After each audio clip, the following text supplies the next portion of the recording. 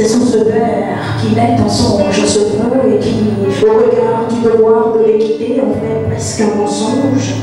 que je me permets de tourner le verbe dans tous les sexes pour enfin le poser sur le genre féminin afin de replacer cet article de la Déclaration universelle des droits de l'homme dans le bon contexte.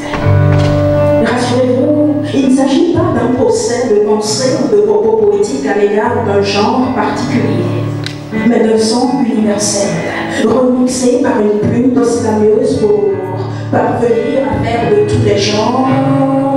C'est à la salle VIP du ministère du Tourisme, de la Culture et des Arts que la Journée internationale des droits de la femme a été célébrée en différé ce vendredi 14 mars 2025. À l'entrée, c'est le directeur du cabinet du ministère, représentant Jean-Michel Hervé Abimbola, ministre du Tourisme, de la Culture et des Arts, empêché, qui a lancé les hostilités. Célébrer la Journée internationale des droits de la femme, ce n'est pas simplement marquer une date sur le calendrier, c'est honorer une époque, une marche séculaire jalonnée de lutte, de victoire et de résistance, un combat où chaque pas posé résonne comme une déclaration d'espoir et de justice.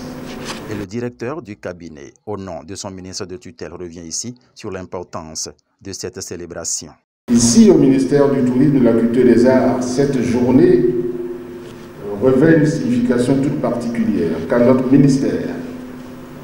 gardien des récits, des mémoires et des héritages, sait mieux que quiconque que l'histoire d'une nation est aussi celle de ses femmes. Elles ne sont pas des figurantes dans le grand théâtre du monde, elles en sont les architectes, les bâtisseuses, les gardiennes et les inspiratrices.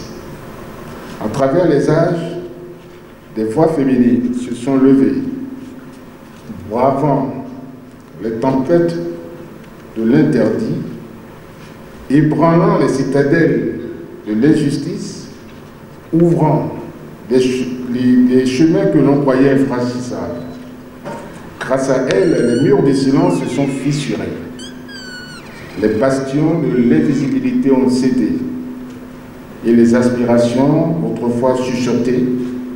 résonnent aujourd'hui en écho triomphant.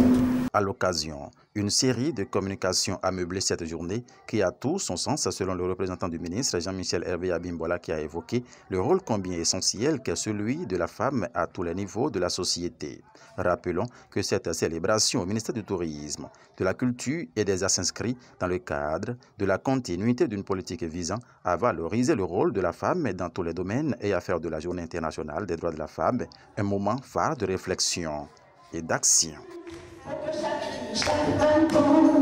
Égalité des chances pour